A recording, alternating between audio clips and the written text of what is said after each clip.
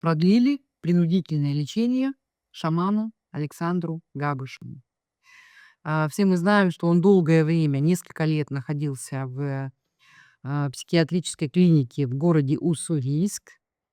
Это, по-моему, закрытого типа клиника, да. Только через несколько лет, сколько бы ни просили, адвокат бы сколько ни писал, сколько бы люди об этом ни говорили, да, его не переводили в Якутск. И только вот совсем недавно его перевели в Якутск.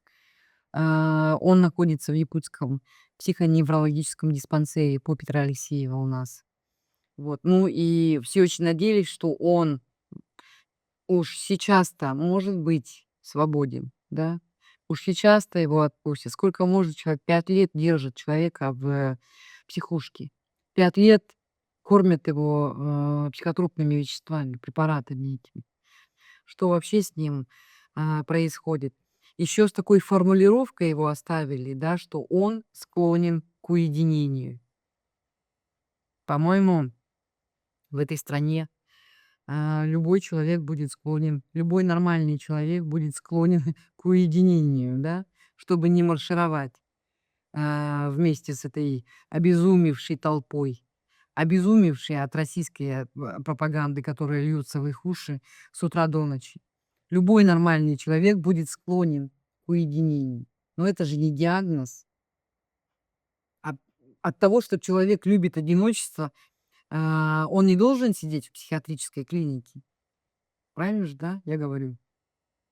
Вот. Ну, то есть это все просто предлоги для того, чтобы, держать его дальше в психушке, не выпускать его. Потому что чего доброго он опять начнет свой крестовый поход на Москву. Да, чего Москва очень боится. Она, боится и, его как личность. Он очень, между прочим, сильный, да, и оратор хороший. Вспомним его выступление в Иркутске. И его боится как личность. Я не знаю, насколько они вообще верят в его шаманские способности и насколько они вообще боятся его как шамана, да. Насколько они испугались, того, что он на Красной площади проведет этот ритуал изгнания, да, Путина. Я не знаю, испугались ли они этого, но огромной народной поддержки они испугались точно. На всем протяжении, на всем пути, вот сколько он шел, из Якутска в Москву, огромные сотни тысяч людей его поддерживали. У него даже организовалась целая, бригада, да, целая такая компания людей, которые шли вместе с ним и поддерживали его. Очень много, да, людей было, которые его поддерживают. СМИ написали, да, практически все мировые СМИ о нем написали, что вот Александр Габышев, шаман, идет изгонять Путина.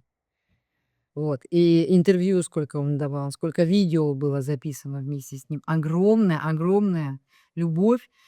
И не только жителей Республики Саха, а вообще всей страны, да, его поддержали. Кстати, его его поддержали так же, как Пригожина поддержали, в то время, когда он начал свой поход на Москву. Пригожина тоже поддержали, шамана тоже поддержали.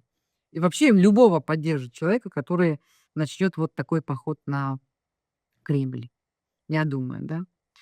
Вот. Ну и именно поэтому, к сожалению, шамана Гавышева будут держать в клинике психиатрической до, по крайней мере, до конца войны.